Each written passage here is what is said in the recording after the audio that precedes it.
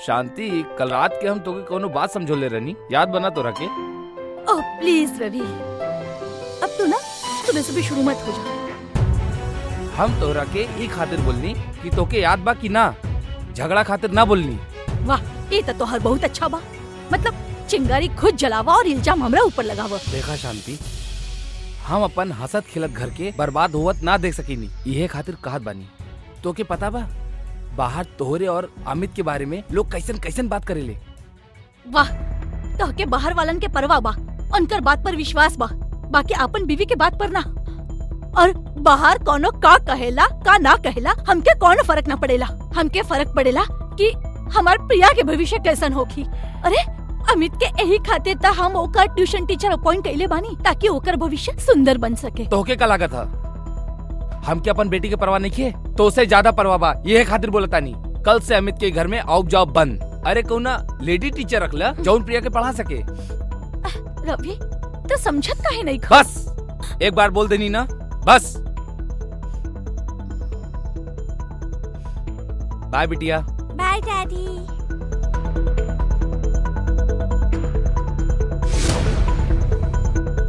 अब हम देखत बानी कि तू कैसे अमित के आवल बंद कर सकेला। क्या कर रहल बिया हमार बच्ची? अच्छा से पढ़ा। अभी सर आवते होगी ना? Oh very good. A for apple, B for जो से बोला हमार बच्चा। शाबाश। हाय। ई हाय वाई छोड़, हमके तोहरा साथे अर्जेंटली बात करे के बा। बहुत टेंशन में बानी हम बेडरूम में इंतजार करत बानी, तुरंत आवा।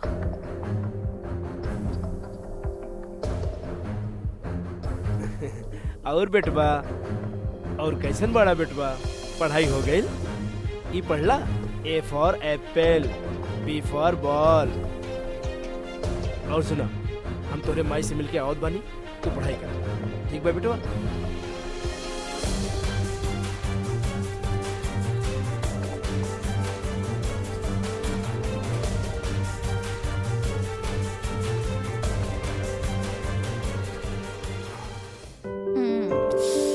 अमित छोड़ हमके, हम बहुत टेंशन में बानी। तोहार सब टेंशन दूर कर दे प्यार करे के बाद।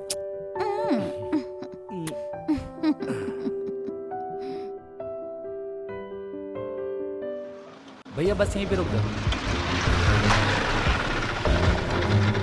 कितना हो गया भैया? हाय ली।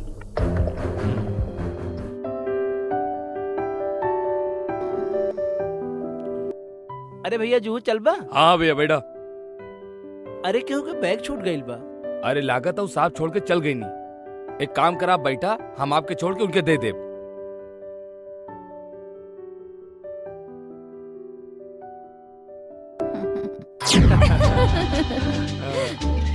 मालूम बना तो के कैसन करे के बा?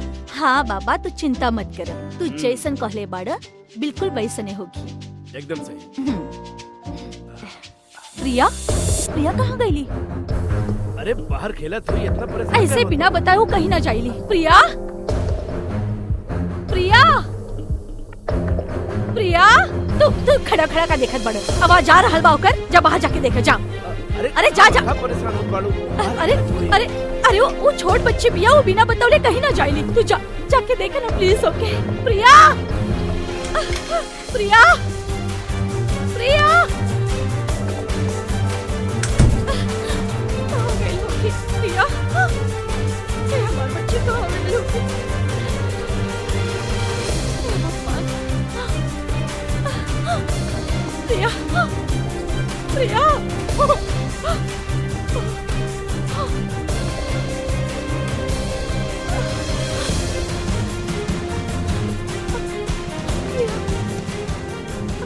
दिखल कहूँ पे? ना ना, हमके भी कहूँ न मिलन। ओके किताब भी यहाँ बा। ओ कहाँ जाए? इतना छोट सा बच्ची भी है, वो कहाँ जाए? हमें तू ढूंढ रहा हो के वो कहाँ जाए? तू अच्छा से ढूंढ लेना। वो देखना तू वहाँ जाके देखना। हम यहाँ भी देखनी, सब जगह देखनी, वो कहीं ना मिलन। प्लीज प्लीज आना, जाके देखना, वो यहीं कहीं होगी। प्रिया, प्रिया, प्रिया। हे भगवान, हे भगवान हमार प्रिया के कुछ मत होके दी। तू ओकरा के सही सलामत रखियो भगवान। प्लीज भगवान हमार प्रिया के सही सलामत रखियो। हमार प्रिया मिल जाई बस। प्रिया हमार प्रिया कहाँ होगी? कहूँ न मिलल प्रिया। ओकरा के कहीं केहू उठा के तना ले गई। देख ना केहू किडनैप तना करके ले गई। के ले जाई यार? का बताई हमार मन में बहुत गलत गलत ख्याल आ रहल बा। अमित प्लीज कुछ करे ना।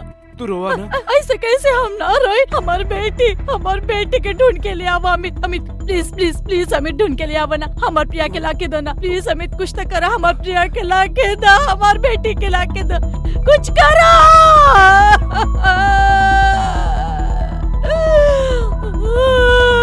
प्रिया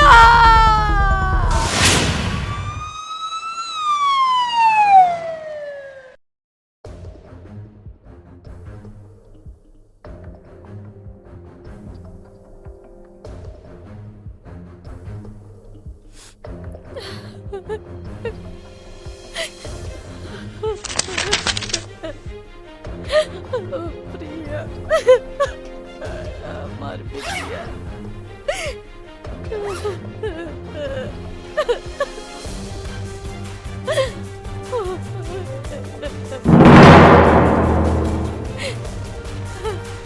हवलदार यस सर। पूरे घर के तलाशी ला। ठीक बा सर।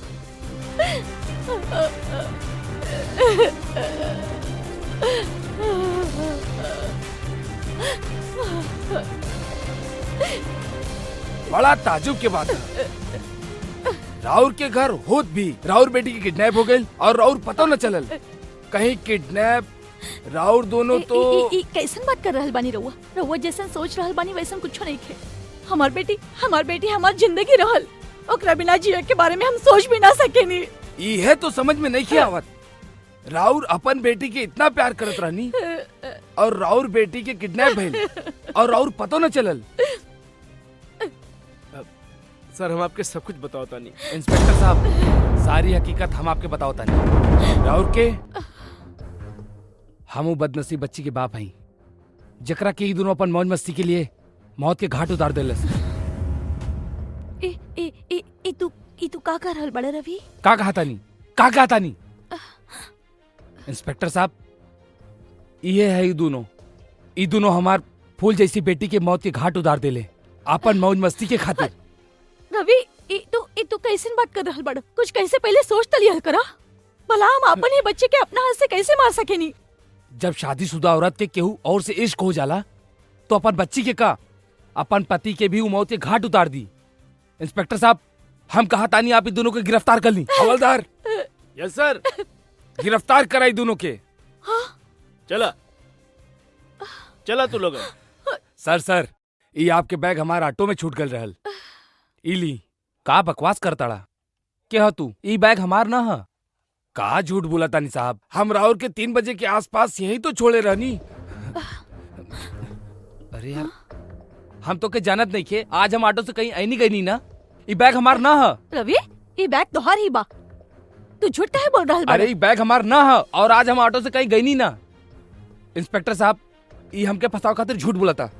मिस्टर रवि सच बताइबा कि हवालात में सब कुछ कबूल करबा। बतावा सच कहा।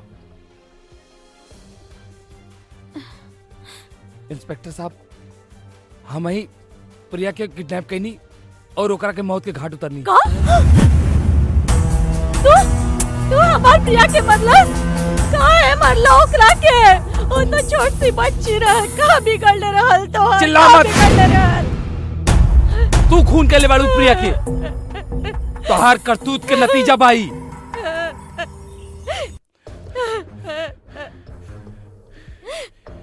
आखिर तू अपन बच्ची के खून काहे कैला? इंस्पेक्टर साहब सच तो ई बा हम प्रिया के ना मारा चाहत रहनी।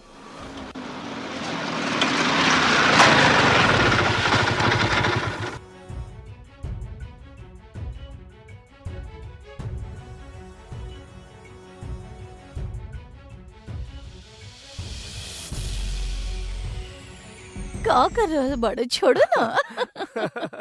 अरे अरे जान अमित। कितना नीक बाड़ू। मजा आ गया। बस कर ना साच अमित, जब तू हमरा के साथे हो खेला ना तो हर एक लम्हा बहुत खूबसूरत लगेला। सच में हम तोहरे बिना ना जी सकेनी, हमके छोड़ के तना जइब ना। कबहू न जान, हम भी तोहरे बिना कबहू न जी सकेला। यह हाल तो हमरो बा, बाकी अब रवि के कैसे समझाई। का बोलस रवि?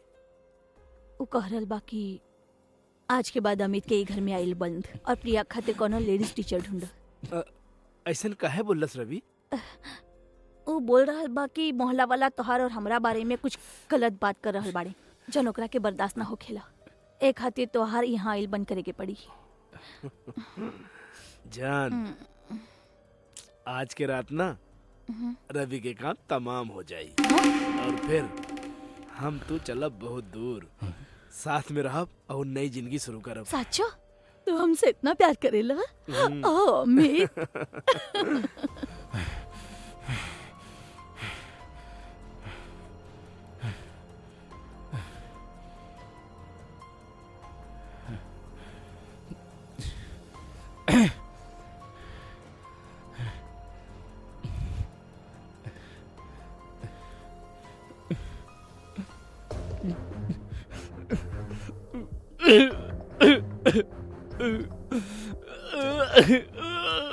हम तोरा की जिंदगी से ज्यादा चाहनी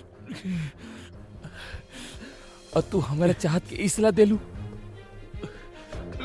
मोहल्ला वाले लोगन बात करत रहले, हम के उनके बात पे की ना रहल। आज हम खुद अपन आंखों से तोहरा के देखनी, हमार पैरों तले जमीन खिसक गई।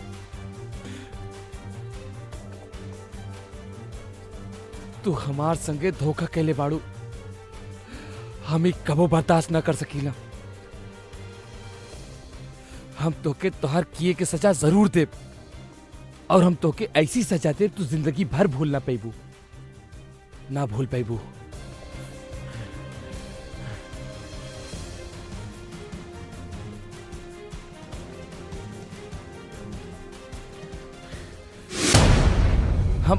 हम गुस्सा में पागल हो गए रहनी, तभी हम फैसला कहनी कि हम प्रिया के किडनैप करब और ओके मौत के घाट उतार देब। और शांति और अमित फंस जाइहन, मगर हमार एगो छोटी सी गलती की वजह से आज हम कानून की गिरफ्त में आ गई। नहीं माना तानी तोहार बीबी तोहार संगे गलत करता नहीं, मगर जब तोहके इनके प्लान के बारे में पता चलल तो तोहके कानून के सहारा लेवे के चाहत रहल, ना कि अपने बच्ची के मौत के घाट उतार देवे के रहल। और आज तोहार जैसन औरतन की वजह से बहुत सा घर बर्बाद हो गइल बा। सजा के हकदार तू दोनों बड़ा। हवलदार लेके चला दोनों के। तू लोगन भी चला।